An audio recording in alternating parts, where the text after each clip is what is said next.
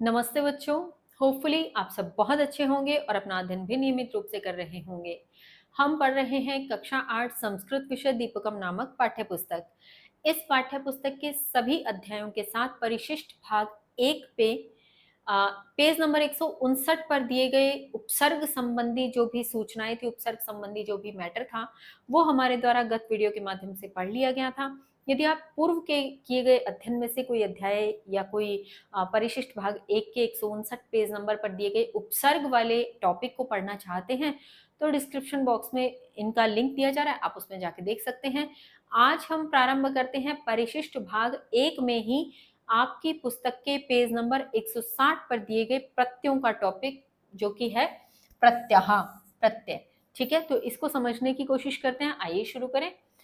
धातोः प्रतिपदिकात् च अनन्तरं यः वर्ण समुदायः वर्णः वा प्रयुज्यते सः प्रत्ययः भवति। अर्थात धातो धातु धातु अर्थात धातु प्रातिपदिकात अर्थात जो संज्ञा या सर्वनाम रूपी जो शब्द होते हैं, संज्ञा या सर्वनाम रूपी जो भी शब्द हैं, उन सभी को क्या कहा जाता है? प्रातिपदिक कहा जाता है। धातु और प्रातिपदिक से यानी संज्ञा सर्वनाम शब्दों से अनंतरम बाद में, अनंतरम बाद में यह जो, यह अर्थात जो वर्ण समुदाय यानी वर्णों का समूह, जो वर्ण समूह, वर्ण यानी जो वर्ण, अथवा मैंने अथवा, वर्ण समूह अथवा वर्ण यानी वर्णों का समूह भी हो सकता है और अथवा एक वर्ण भी हो सकता है। तो प्रयुज्यते प्रयुक्त होता है, प्रयुज्यते प्रयुक्त होता है, होता है, सह प्रत्यय भवति वह प्रत्यय होता है। फिर से देखिए आप पूरी पंक्ति का अर्थ एक साथ। धातु और प्रातिपदिक से, या हम कह सकते हैं धातु और संज्ञा सर्वनाम से बाद में जो वर्ण समूह अथवा वर्ण प्रयुक्त होता है वह प्रत्यय होता है। धातुभ्यः संज्ञा पदानि विशेषण पदानि अव्यय पदानि वा निर्मातुं कृत प्रत्ययाः योज्यन्ते। धातुभ्यः धातु से संज्ञा पद, विशेषण पद अथवा अव्यय पद निर्मातुम यानी निर्माण करने के लिए या बनाने के लिए कृत प्रत्यय योज्यन्ते अर्थात कृत प्रत्ययों का प्रयोग किया जाता है। अब यहाँ ये कृत से क्या तात्पर्य है? कृत प्रत्यय का एक प्रकार है। प्रत्यय मुख्यतः 3 प्रकार के होते हैं, कृत प्रत्यय, तद्धित प्रत्यय और स्त्री प्रत्यय। तो उनमें कृत प्रत्यय की बात यहाँ हो रही है कि धातु से संज्ञा पद, विशेषण पद अथवा अव्यय पद बनाने के लिए कृत प्रत्यय योग किए जाते हैं या जोड़े जाते हैं। अत्र केषांचन कृत प्रत्ययानां परिचयः दीयते। अत्र यहाँ केषांचन कुछ कृत, जो अभी मैंने बताया कि प्रत्ययों का एक प्रकार है, प्रत्ययानां प्रत्ययों का परिचय दीयते दिया जा रहा है। यहाँ कुछ कृत प्रत्ययों का परिचय दिया जा रहा है, जिसमें सबसे पहला प्रत्यय इन्होंने दिया है त्वा प्रत्यय। त्वा प्रत्यय के विषय में यदि हम बात करें तो त्वा प्रत्यय में कहा गया यदा एकः एव कर्ता कार्यद्वयं करोति तदा पूर्व कार्यवाचके क्रियापदे त्वा प्रत्ययः भवति। अब ये क्या कह रहे हैं, पहले हम शब्द का अर्थ देखते हैं, फिर पंक्ति का अर्थ एक साथ समझते हैं। यदा जब एकः एक एव मैंने ही, कर्ता कर्ता कार्यद्वयं दो कार्य, कार्यद्वयं दो कार्य करोति करता है, तदा तब पूर्व कार्यवाचके यानी पूर्व कार्य की सूचना वाले, कार्यवाचक यानी कार्य की सूचना वाले या कार्य की जानकारी देने वाले क्रियापदे क्रियापद में त्वा प्रत्यय भवति, त्वा प्रत्यय होता है। अब पूरी पंक्ति का अर्थ एक साथ देखिए। जब एक ही कर्ता दो कार्य करता है तब पूर्व के कार्य की सूचना देने वाले क्रियापद में त्वा प्रत्यय होता है। कहने का तात्पर्य एक ही कर्ता जब दो क्रियाएं कर रहा हो तो जो पहली क्रिया की सूचना देने वाला क्रियापद है उसमें कौन सा प्रत्यय लगेगा? त्वा प्रत्यय लगेगा। एग्जाम्पल के साथ देखते हैं क्या कहा जा रहा है, समझते हैं। यथा जैसे बालकः पठति, बालक पढ़ता है, पहली क्रिया। तदनंतरम बालकः लिखति, तदनंतरम यानी उसके बाद, उसके बाद बालकः बालक लिखती लिखता है, दो क्रियाएं हुई। बालक पढ़ता है, उसके बाद बालक लिखता है, तो दो क्रियाएं होगी कि बालक पढ़ रहा है और बालक लिख रहा है। अब हमें जब ये पता लग गया इसमें दो क्रियाएं हैं, अब हमें पहले तो ये पहचान करनी है कि पहली क्रिया की सूचना देने वाला क्रियापद कौन सा है। तो पहली क्रिया है बालक पढ़ता है, पढ़ता है इसमें क्रिया सूचक शब्द है। तो पठती शब्द क्या है, पठती शब्द में पठ जो मूल धातु है यही क्रिया की सूचना देने वाला शब्द है। इतनी बात समझ में आ गई। अब हमें ये पता लग गया कि पहली क्रिया का यानी पूर्व की क्रिया का कार्य की सूचना देने वाला जो क्रियापद है वो पठ है। तो इसमें क्या करना है, त्वा प्रत्यय लगाना है। अब देखो ये क्या बना, बालकः पठित्वा लिखति, बालक। अब इसका एक साथ जो हिंदी अनुवाद है वो क्या होगा, बालकः बालक पठित्वा, पठित्वा जब हो गया तो इसका मतलब हो गया पढ़कर, बालक पढ़कर लिखती लिखता है। अब देखो चाहे तो आप ये वाक्य दो बार बोलते, दो तरफ से कहते कि बालक पढ़ता है उसके बाद लिखता है, और चाहे आपने एक बार में कह दिया बालक पढ़कर लिखता है, बात दोनों में समान है। ये क्या हो गया, संश्लिष्ट हो गया, यानी छोटा स्वरूप बन गया। अब आप कहेंगे कि त्वा प्रत्यय लगाना था, ये पठित्वा सा कैसे बन गया। तो यहाँ पे अगर आप देखेंगे पठ में त्वा प्रत्यय लगा करके रूप बनता है पठित्वा। मैं पहले भी आपको बहुत सी चीजों के संदर्भ में कह चुकी हूँ कि बहुत ज्यादा सूत्रों पर, बहुत ज्यादा नियमों पर हमें नहीं जाना, हमें केवल समझना है, याद करना है। पठित्वा, पठ से त्वा प्रत्यय जब लगाते हैं, थोड़ा सा संक्षेप में अगर बताऊं तो ककार का लोप हो जाता है। यानी अब आप कहेंगे ककार, ये वैसे तो मैं पहले बता चुकी हूँ कि जिन व्यंजनों में, सॉरी, जो व्यंजन है जो अर्ध होते हैं अपने आप में, उनको बोलने के लिए हम ककार, खकार, गकार इस प्रकार से शब्द का प्रयोग करते हैं। खैर कुल मिला के आपको ये समझना है कि इसका हो गया लोप, इसको उड़ा दिया हमने, जादू की छड़ी से उड़ा दिया। जब जादू की छड़ी से उड़ा दिया, पीछे बचा त्वा। अब ये ई की मात्रा कहां से आई, तो यहाँ पे नियम काम करते हैं कि इट ई का आगम होगा, तो उन नियमों पे आप मत जाइए, नहीं तो आप कंफ्यूज हो जाएंगे, फिर आप इसको समझ नहीं पाएंगे। तो यहाँ आपको सिर्फ याद करें एक तरह से कि पठ में एक त्वा प्रत्यय लगा तो पठित्वा बना, लिख में एक त्वा प्रत्यय लगा तो लिखित्वा बना, क्री में एक त्वा प्रत्यय लगा तो कृत्वा बना। इस प्रकार से आपको याद करना है। याद करने के बाद जब आप इसका उदाहरण देखेंगे तो आइए जानते हैं। छात्रः पुस्तकं पठित्वा उत्तराणि लिखति, छात्र पुस्तकं पुस्तक पठित्वा पढ़कर उत्तराणि उत्तर लिखती लिखता है। छात्र पुस्तक पढ़कर उत्तर लिखता है। अब यहाँ दो क्रियाएं है ना, कि छात्र पुस्तक भी पढ़ रहा है और उत्तर लिख रहा है, लेकिन पहले कौन सी क्रिया कर रहा है, पहले वो पुस्तक पढ़ रहा है फिर उसके उत्तर लिख रहा है। तो निश्चित रूप से पहले की जाने वाली क्रिया पढ़ना है, इसलिए पठ में फिर से लग गया त्वा प्रत्यय, जैसे यहाँ लगा था। फिर हम देखते हैं अहम कविताम लिखित्वा गायामि, अहम मैं, कविताम कविता, लिखित्वा मैंने लिख कर, लिखित्वा अर्थात लिख कर, गायामी गाता हूं या गाती हूं, अपने अपने लिंग के आधार पे हम इसका प्रयोग करेंगे। मैं कविता लिख कर गाती हूं, तो कविता लिख कर गाती हूं से मतलब पहले लिखती हूं फिर गाती हूं, तो पहली क्रिया कौन सी है, लिखने की। इसलिए यहां आप देखेंगे लिख धातु में त्वा प्रत्यय लग गया तो क्या बन गया, लिखित्वा।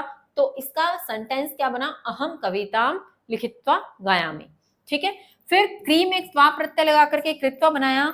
सेंटेंस देखते हैं, त्वम कार्यम कृत्वा गृहम गच्छ, त्वम मैंने तुम, कार्य मैंने कार्य, कृत्वा मैंने करके, गृहम मैंने घर, गच्छ मैंने जाओ। तुम कार्य करके घर जाओ। अब दो क्रियाएं हैं, एक कार्य को करो फिर घर जाओ, तो घर जाने की दूसरी क्रिया हो गई। लेकिन घर जाना कब है, जब ये क्रिया कर, ये काम कर लोगे, जब तुम कार्य कर लोगे। तो कार्य करने की क्रिया पहले है, तो कृत्वा यहाँ पर त्वा प्रत्यय क्री में लग गया। तो त्वम कार्यम कृत्वा गृहम गच्छ, यानी तुम कार्य करके घर जाओ। इस प्रकार से त्वा प्रत्यय का प्रयोग करना है। फिर हम देखते हैं ल्यप प्रत्यय।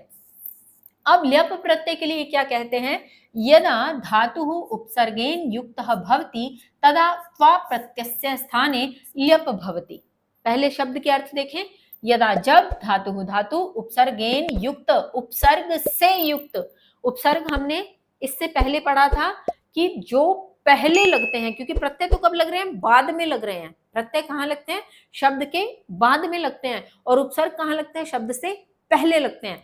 तो अब ये कह रहे हैं कि जब धातु उपसर्ग से युक्त भवति में होती है तब त्वा प्रत्यय के स्थान पर ल्यप भवति ल्यप होता है। अब फिर से देखिए पूरी पंक्ति का अर्थ एक साथ, जब धातु उपसर्ग से युक्त होती है तब त्वा प्रत्यय के स्थान पर ल्यप होता है। कहने का मतलब यहाँ भी एक तरह से होंगी तो दो ही क्रियाएं, और पहली ही क्रिया में लगेगा ल्यप प्रत्यय, लेकिन कंडीशन अप्लाई इज दिस कि जहां त्वा प्रत्यय लगाना था वहां यदि उस धातु में पहले से कोई उपसर्ग लगा हुआ है तो त्वा प्रत्यय नहीं लगाएंगे, उसके स्थान पर क्या लगाएंगे, ल्यप प्रत्यय लगाएंगे। अर्थ दोनों एक ही देंगे। कैसे, एग्जाम्पल के साथ देखते हैं।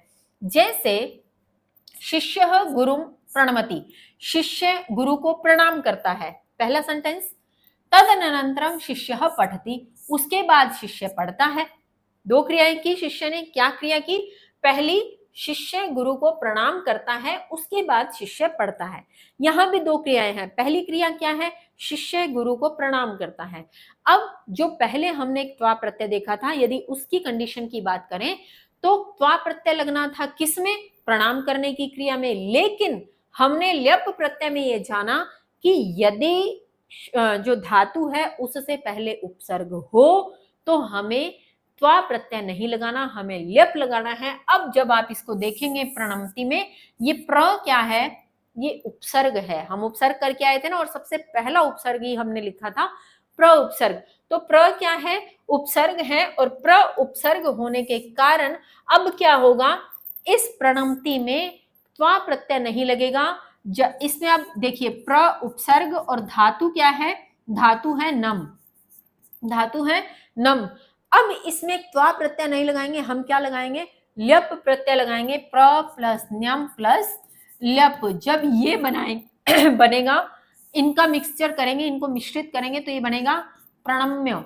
ये क्या बनेगा, प्रणम्य। अब फिर वही बात कि इसका लोप हो जाएगा, इसका लोप हो जाएगा, कैसे हो जाएगा उसको भूल जाओ, जादू की छड़ी से होगा।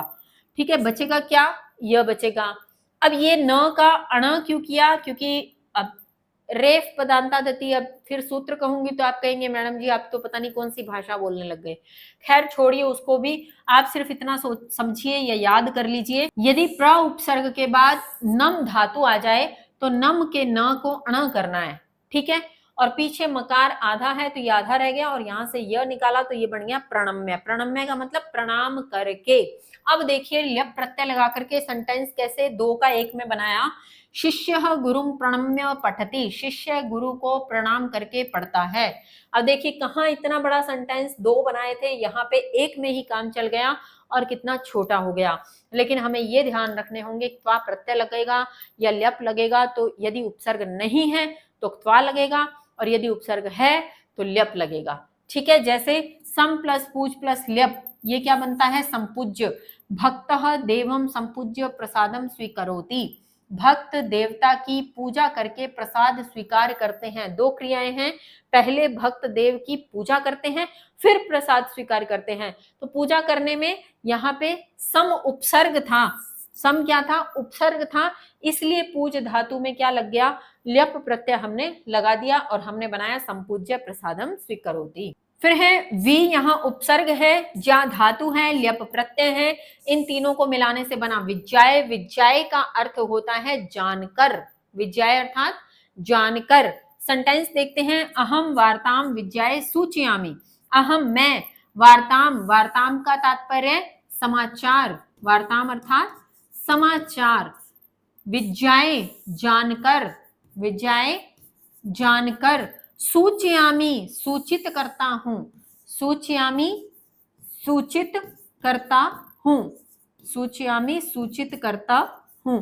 अब पूरे सेंटेंस का अर्थ एक साथ देखें, मैं समाचार जानकर सूचित करता हूं, यानी कोई बात चल रही होगी कि पहले समाचार बता दो, तो वो कहता है कि मैं समाचार जान लूं फिर सूचित करता हूं। तो दो क्रियाएं हुई कि समाचार को जानता हूं फिर सूचित करता हूं। तो यहाँ पे जानने की क्रिया पहले थी जो जा धातु से बनी थी, इसमें वी उपसर्ग था इसलिए ल्यप प्रत्यय लगा दिया और ये बना विज्ञाय। तो ये पूरा सेंटेंस एक साथ बना अहम वार्ताम विज्ञाय सूचयामि।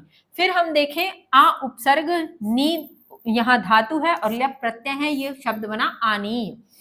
माता जलम आनीय स्थाप्यति, माता जल आनीय का अर्थ होता है लाकर, आनीय अर्थात लाकर, क्योंकि नी धातु है, नी का अर्थ होता है ले जाना और आ उपसर्ग लग गया ले आना यानी लाना।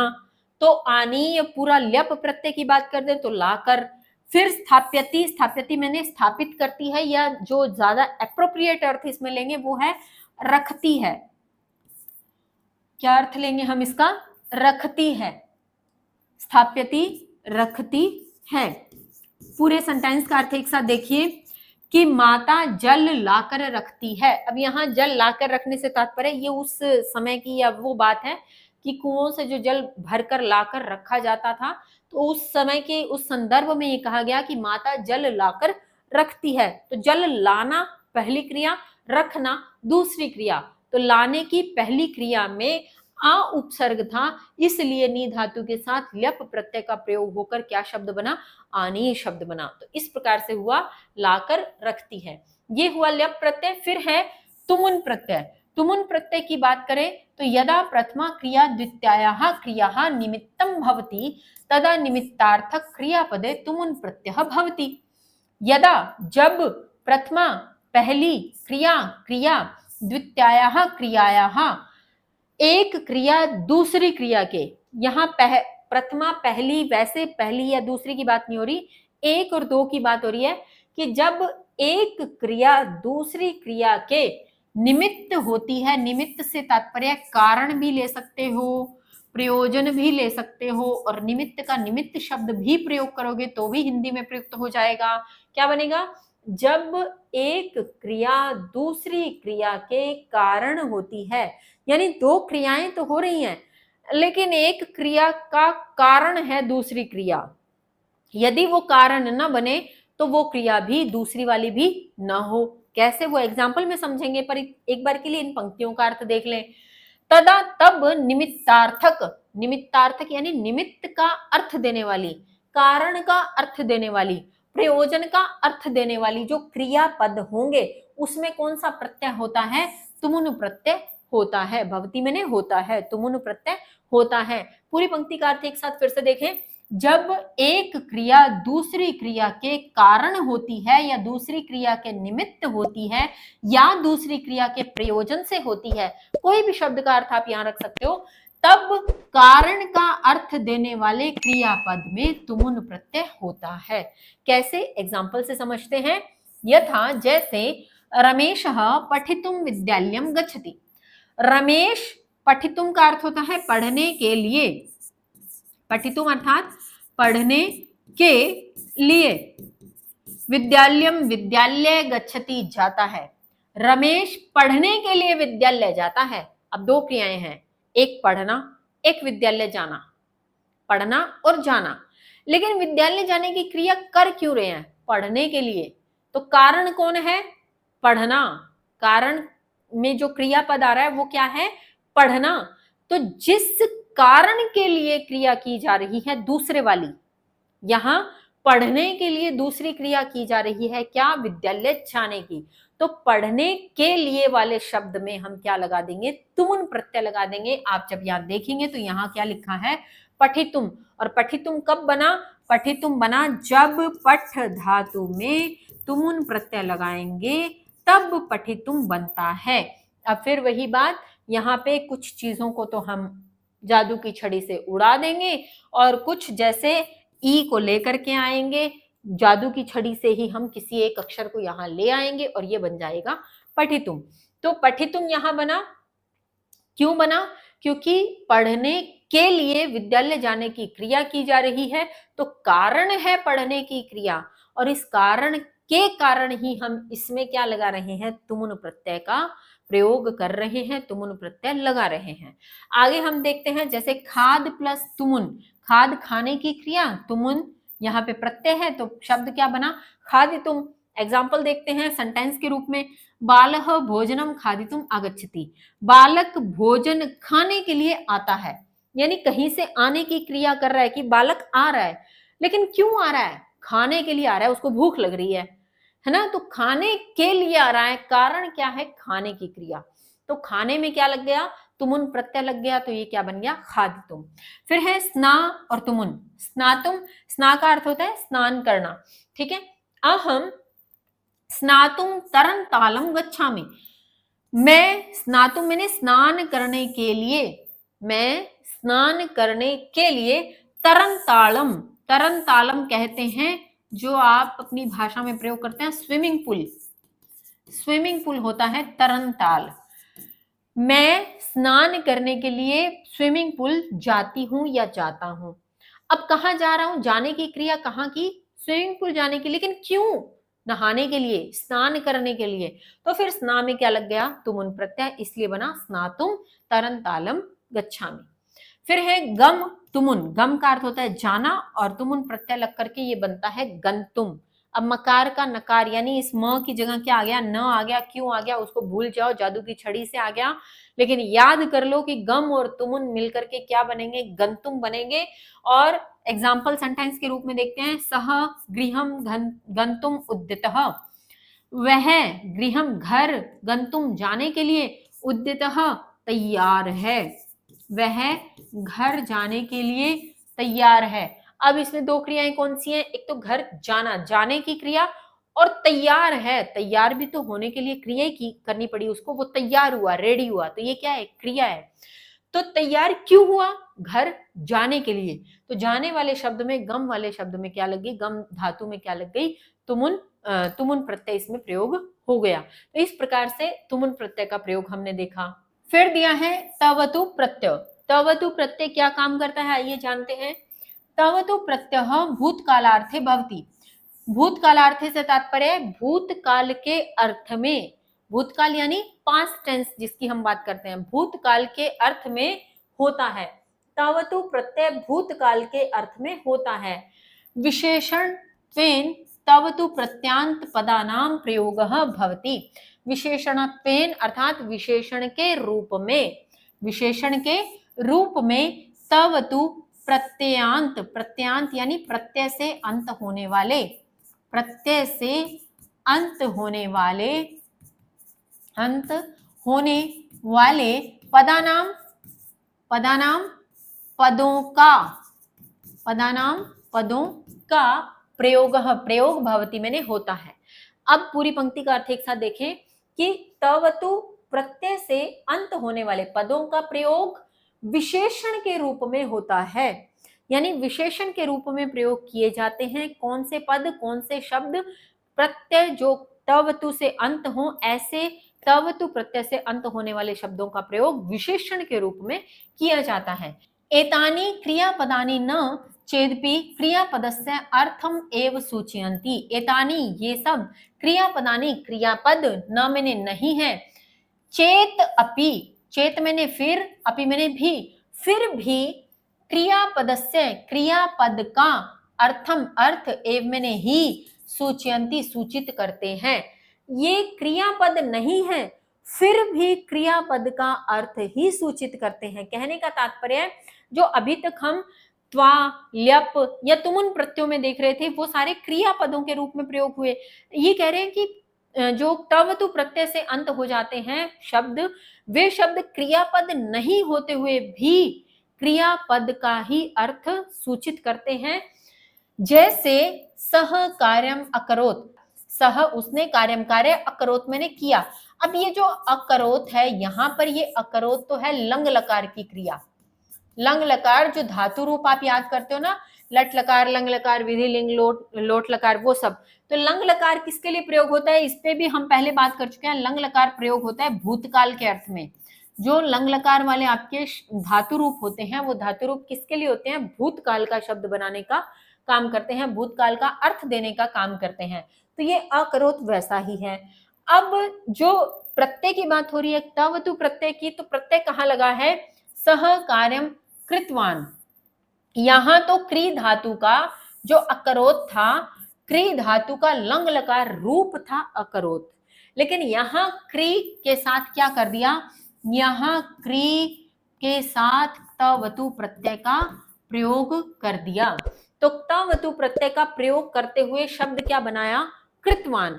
अब क्योंकि तवतु में से इसका लोप हो गया, इसका लोप हो गया, बचता क्या है, त्वत, बचता क्या है, त्वत। और फिर कुछ सूत्रों के माध्यम से ये त्वान इस प्रकार से प्रयोग होता है, तो ये बन जाता है कृतवान। अब क्या सूत्र लगे, कैसे बना, वो बहुत लंबा प्रोसेस है, उस प्रोसेस में नहीं जाना है।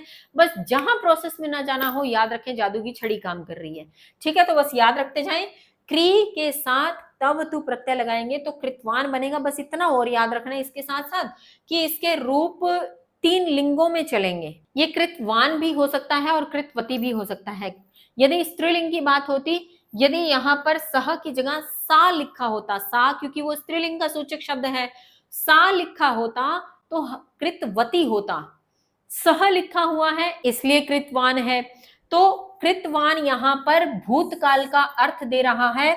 इस सेंटेंस का अर्थ भी वही है जो इस सेंटेंस का अर्थ था। क्या, उसने कार्य किया, इसका भी क्या हो जाएगा, उसने कार्य किया, क्योंकि ये क्या है, ये भी भूतकाल का अर्थ ही दे रहा है। माना ये क्रियापद नहीं है पूरा, लेकिन फिर भी क्रियापद के अर्थ की ही सूचना दे रहा है, इसलिए यहाँ पर तवतु प्रत्यय का प्रयोग करने के उपरांत भी भूतकाल के अर्थ को हम लेंगे।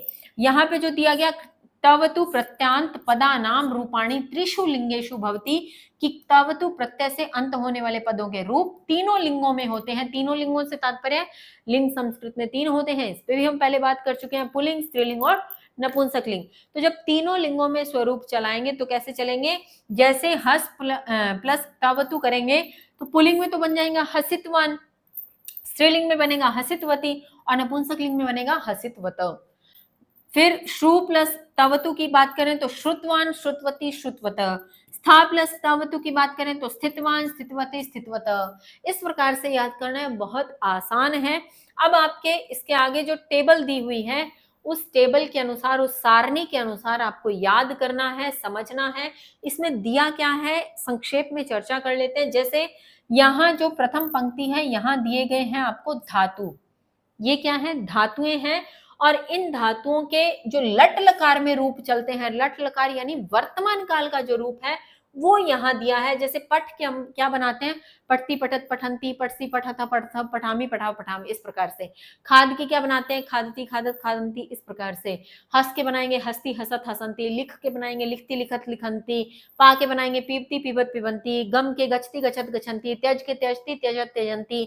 नी के नयति, नयत, नयंती। इस प्रकार से जो हम बनाते हैं, ये सारे के सारे क्या हैं, लट लकार के स्वरूप हैं। लट लकार किसके लिए होता है, वर्तमान काल के लिए, ये भी याद रखना है। लट लकार किसके लिए, वर्तमान काल के लिए। अब इसको एक बार के लिए भूल जाएं। अब हमें करना क्या है, हमने 4 प्रत्यय यहाँ किए हैं। कौन कौन से, त्वा प्रत्यय, ल्यप प्रत्यय, तुमुन प्रत्यय और तवतु प्रत्यय। अब इनमें जो ये 3 थे, त्वा, ल्यप और तुमुन, ये तो सेम एक ही वर्ड बनेगा, कोई स्त्रीलिंग नहीं, कोई पुल्लिंग नहीं, कोई नपुंसक लिंग नहीं, जो भी आएगा एक जैसा ही शब्द प्रयोग होगा। लेकिन तवतु में क्या था, पुल्लिंग, स्त्रीलिंग और नपुंसक लिंग तीनों लिंगों में चल रहे थे। लेकिन यहाँ जो टेबल के अकॉर्डिंग दिया, ये सिर्फ एक पुल्लिंग का स्वरूप बनाकर दिखा दिया। आगे के 2 तो आप बना ही लेंगे। जैसे लिखित वान होगा तो लिखितवती बन जाएगा, लिखितवत बन जाएगा। हसितवान होगा तो हसितवती बन जाएगा, हसितवत बन जाएगा। ऐसे वो तो आप बना लेंगे, लेकिन फिलहाल के लिए ये क्या दिया है उसको देखते हैं। जैसे पठ में यदि त्वा प्रत्यय लगाते हैं तो पठित्वा, खाद में खादित्वा, हस में हसित्वा, लिख में लिखित्वा, पा में पीत्वा, गम में गत्वा, त्यज में त्यक्त्वा, नी में नित्वा। इस प्रकार से आपको याद करना है। एक बार के लिए ल्यप बाद में देखते हैं, क्यों, क्योंकि ल्यप में उपसर्ग साथ में लग रहे हैं, कुछ ना कुछ ऐड हो रहा है, तो उस पर भी ध्यान देना पड़ेगा। पहले देखते हैं तुमुन प्रत्यय। जैसे पठ में तुमुन लगाएंगे तो पठितुम, खाद में तुमुन लगाएंगे खादितुम, हस में तुमुन लगाएंगे हसितुम, लिख में तुमुन लगाएंगे लेखितुम, पा में तुमुन लगाएंगे पातुम, गम में तुमुन लगाएंगे गंतुम, त्यज में तुमुन लगाएंगे त्यक्तुम, नी में तुमुन लगाएंगे नेतुम, क्री में तुमुन लगाएंगे करतुम, घ्रा में तुमुन लगाएंगे घ्रातुम। इस प्रकार से आप याद करते चले जाएंगे। 1-2 बार पढ़ने के बाद आपको खुद आपके सबकॉन्शियस में ये चीज ऐड हो जाएगी। आप धीरे धीरे इसको सीख जाएंगे। आपको 2-4 बार इसको पढ़ना पड़ेगा, ये पक्का है। अब तवतु प्रत्यय की बात कर ले तो पठ में लगाएंगे तो पठितवान, खाद में लगाएंगे खादितवान, हस में लगाएंगे हसितवान, लिख में लगाएंगे लिखितवान, पा में लगाएंगे पीतवान, गम में लगाएंगे गतवान, त्यज में लगाएंगे त्यक्तवान, नी में लगाएंगे नीतवान, क्री में लगाएंगे कृतवान, घ्रा में लगाएंगे घ्रातवान, स्था में लगाएंगे स्थितवान, नम में लगाएंगे नम नतवान। इस प्रकार से आपको याद करना है। ये तो हुई बात इन 3 की। अब एक बार ल्यप प्रत्यय भी देख लेते हैं। क्यों? क्योंकि ल्यप में थोड़ा सा अलग था, थोड़ा सा चेंज ये था कि ये त्वा की जगह पे प्रयोग हो रहा है। ये जो त्वा प्रत्यय था इसी की जगह पे प्रयोग हो रहा है, लेकिन एक शर्त थी कि यदि धातु से पहले उपसर्ग लगा है तो त्वा प्रत्यय नहीं लगेगा। तो कौन सा लगेगा? ल्यप प्रत्यय लगेगा। इसलिए जैसे पठ में जब ल्यप लगाना तो पहले सम उपसर्ग की बात यहां हुई, तो क्या बना? संपठ्य। खाद में जब ल्यप लगा तो पहले प्र जो है उपसर्ग है, फिर बना प्रखाद्य।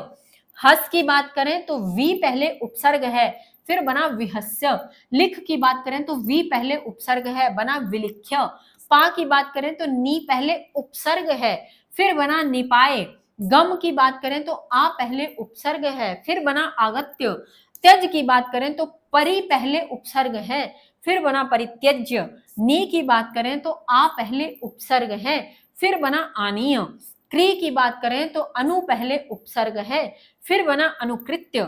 घ्रा की बात करें तो आ पहले उपसर्ग है, फिर बना अघ्राय। इस प्रकार से जब आप सारे देखेंगे आपको समझ में आता चला जाएगा कि कहाँ कौन सा उपसर्ग लगा हुआ है। तो ये जो आपकी पूरी टेबल दी गई है, इस टेबल को आप 2 से 4 बार पढ़िए। कोई फिर भी आपको ऐसा लगे कि ये तो चलो आपको समझ में आ ही जाएंगे, तो पढ़ने ही आपने, समझने याद करने हैं। ल्यप प्रत्यय की अगर बात करूं, यदि कोई शब्द ऐसा लगे जिसमें आप उपसर्ग को न पहचान पा रहे हो, उपसर्ग को न पकड़ पा रहे हो, तो उस शब्द को आप कमेंट बॉक्स में लिखिएगा, तो मैं आपको वहां रिप्लाई कर दूंगी कि कौन सा उपसर्ग उसमें लगा हुआ है। तो इसी के साथ आपका इस परिशिष्ट भाग 1 में दिया गया प्रत्यय का टॉपिक यही समाप्त होता है।